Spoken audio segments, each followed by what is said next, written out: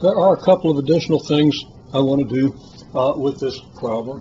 One is, and of course you're asked in the problem as stated, to determine whether the line, or give an opinion at least, whether the line does a good job of fitting the data. Okay, well this one does, because these data appear to lie pretty well along a straight line. Although if I'm mislabeled, if I don't have equal intervals here or here, it could appear to be a straight line when it isn't. We'll discuss that. I'll get a new board here, switch out the board. Another thing is that this isn't the only way to get the equation of a line through 2 points. You have 2-point form, you have point slope form, etc. So I want to discuss those forms just a little bit. So in a minute, in just a couple of seconds, I'll get a new board up here and we'll have that discussion. Okay. I made an error, so I've got to do a correction. I used the 1900 here. I corrected the 1900 in a couple of places, but I didn't correct it when I calculated the equation of the line. And if you did as I suggested and did the same calculation with 2050, you would not have gotten the same equation, which would have alerted you to the fact that the equation was wrong. I just happened to notice on the video that I had 1900 here, and I followed through and did that. So I didn't do that intentionally, but that's a good example of why it's important to check. Now, I didn't actually do that check. You should. I just noticed the 1900, and had I not noticed it, I probably would have left that up there. Although, when I proceeded with what I'm going to do here, I would have almost certainly realized that I'd made a serious mistake. Okay, so the correction is simple. We do the y equals mx plus b. We have 900 here, not 1900. So we multiply the 23 times the 40 because we're using the point 40, 900. So we have 40 in place of x, 900 in place of y. We simply write that out and solve the equation. I believe 23 times 40 is 920. And I checked that a couple of ways. I'm pretty darn sure of that. So when we subtract that from the 900, we get negative 20. The equation should therefore be y equals 23x minus 20. Now we're going to find the equation in a couple of different ways. Instead of using y equals mx plus b, we could use y minus y1 equals m times x minus x1. Completely equivalent to this, but for reasons that you might not fully understand at this point. Still, there's your point slope form. We've already calculated the slope, so we're going to use the point slope form. And that would be then, and I'm going to use the second point. So we have y minus 2050 equals 23 times x minus 90. Substituting the coordinates of the second point in. Okay, we don't use the coordinates of the first point just because we want to use a different point to test our original equation. Now, this should come out exactly the same as this, but there's no guarantee that it will, since we always could make a mistake.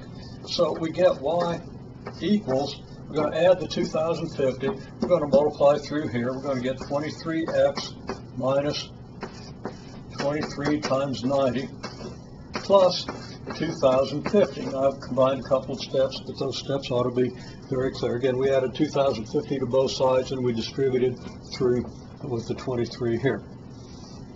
So that equals 23x. Now 23 times 90. 20 times 90 is 1800. 3 times 90 is 270. That gives us 2070 plus 2050. Again, check my arithmetic. I'm not totally reliable. But negative 2070 plus 2050, that difference is just the negative 20 between the 250 and the between the 50 and the 70, basically. So this equals 23x minus 20. And this agrees with the result we got up here. So we have good agreement, and that makes us very confident, even though the camera's out of focus. Come on, camera, follow my hand. Wiggle it a little bit. I don't know what to do. I got to go to disparate measures here. I have to put a picture of the lighthouse up here. Camera will follow that, and now it's focused on the screen. Okay, and I hope I didn't go out of focus in the process of doing this, but the arithmetic here is pretty clear. Okay, pretty simple, and the idea is not particularly complicated. There's another form, and it's actually the form I prefer if you have 2 points. So let's do a 2-point form. Now, the 2-point form, as it's usually presented, is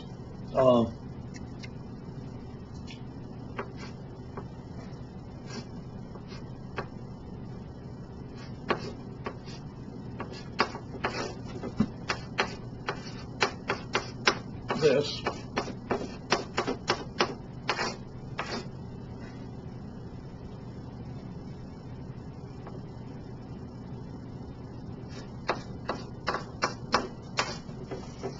And we see that this form is in some ways identical to this form, because what's m? It's the slope. Well, here's the slope. To get the slope, we take the change in y divided by the change in x. So there's a clear relationship between this form and this form.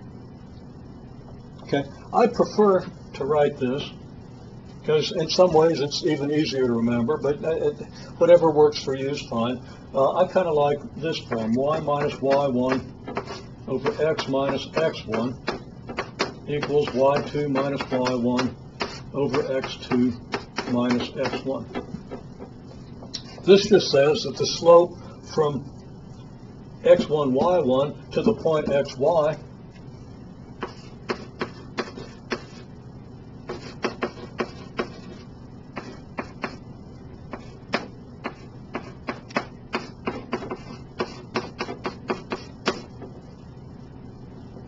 and that's what we have here, is equal to the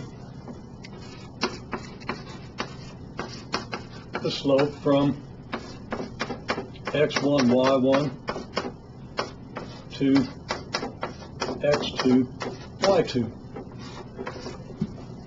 I call that the slope equals slope form. And there's a simple picture that goes with that. If we've got the point x1, y1 and the point x2, y2, and we have the point xy. In order for xy to lie on the line between these points,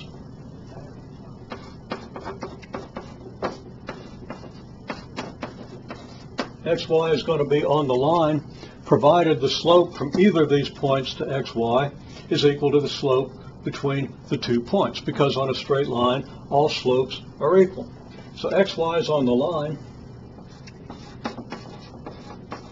if and only if y minus y1 over x minus x1 equals y2 minus y1 over x2 minus x1. And that's the logic of this equation. Okay, now if you understand that, it's a handy thing to know. If you don't understand that and want to memorize all these different forms, please feel free to do so. No penalty, as long as you use a valid form and get everything right.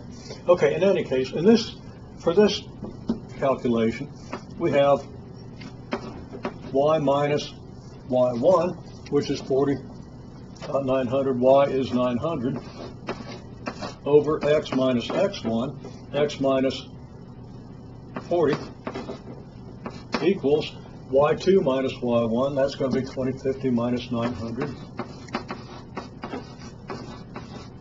over 90 minus 40, the x2 minus x1.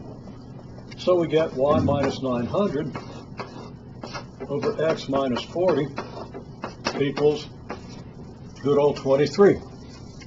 Because if we do this calculation I believe we get 23, okay? For the same reason we got it here, and for the same reason we used it here. Then we solve this for y.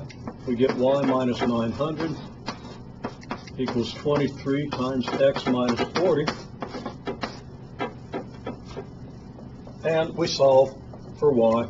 We add 40 to both sides, and this is identical to the calculation we did over, well, it's not, it's I think identical to the calculation we did in the previous clip. Y is going to equal 23x minus 20. Same as the equation we got in all other calculations, and all other ways of calculating this straight line. So those are the ways of calculating the equation of a straight line. Not necessary that you know all those ways to solve the given problem, but it is necessary that you know all the different ways, or as many different ways as you can, to get the equation of a straight line. And I think we've illustrated that now in the context of problem 4.